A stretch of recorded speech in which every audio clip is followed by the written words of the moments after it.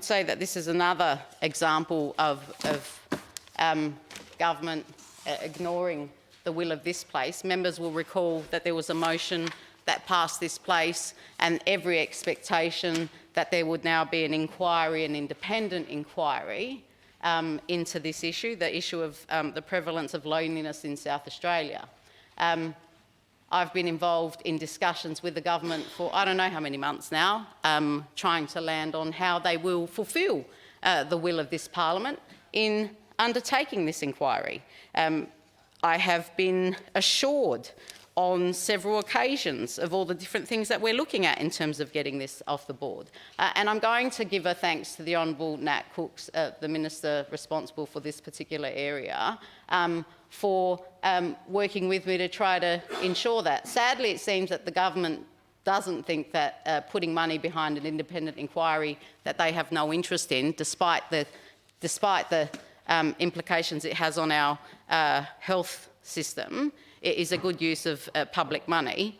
But I acknowledge that there's always more than one way to skin a cat, Mr. President, and I do thank the Minister for her engagement with me on this issue and trying to find another way to elevate this and perhaps actually provide some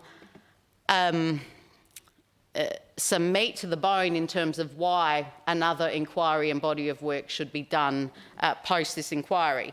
The position that I have come to, which I have agreed to with the Minister, is to not kick this down the road indefinitely, as we tend to do in here after giving commitments and then stepping away from them, but ensure that something actually happens. And it's on that basis that we have actually collaboratively worked on an approach that would see this matter referred to the Social Development Committee.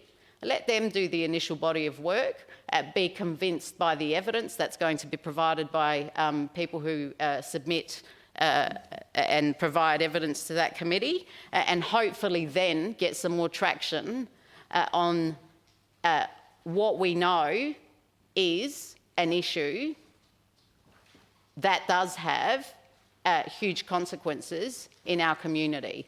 When I spoke to my original one, and I'm not going to do the same, I will refer members back to the original speech I gave. I spoke about the hard data and stats that indicate that the impact of loneliness on our health system and on our budget overall is in the billions.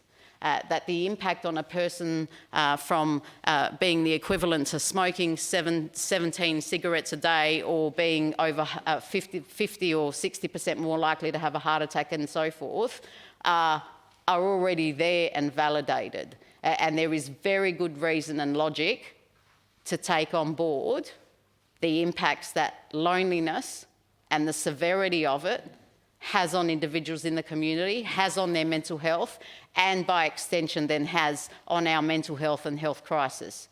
From a purely financial perspective, it makes no sense to me that we would not want to look into this issue just because of the cost savings that could be made.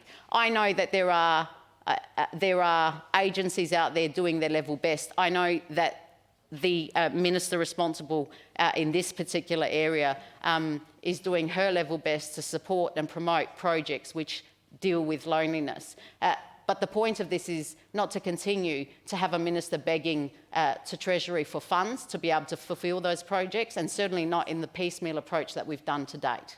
I think the Social Development Committee would be a good starting point so that we can actually, like I said, substantiate some of the facts and figures and be convinced of the need to do further work in this, and rather than kick this can down the road indefinitely, wait till, well, I don't know, wait till when, for the government actually to put some money behind an inquiry that they said they would support and ensure happen, then this is an alternative that will get things cracking straight away, and it's on that basis that I ask honourable members to support it. Mr. Hunter.